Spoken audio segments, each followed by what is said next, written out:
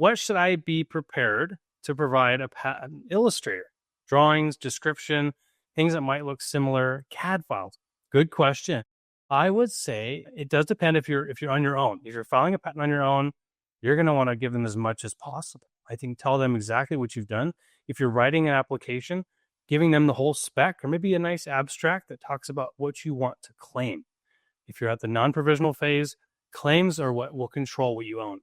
And so if you've got those written out, your patent illustrator will want to make sure that you have in your spec what's called the detailed description of drawings. You're going to want to have, of course, all the details there, all the flag notes and references back. We want to make sure that what is in the drawing supports the claims. So you have to have everything that's shown. Drawings are kind of in the nice to have bucket, honestly, Matt. If you know, there's drawings as required. Yeah. In my experience too, like I'm not that expensive to get done.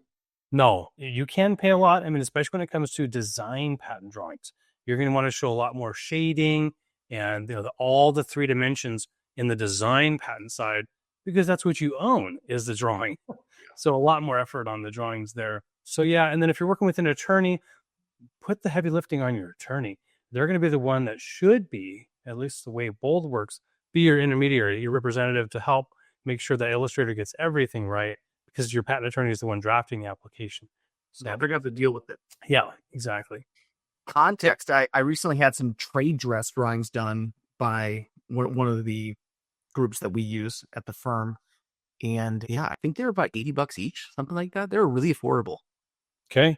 It's a pretty in-depth renderings too.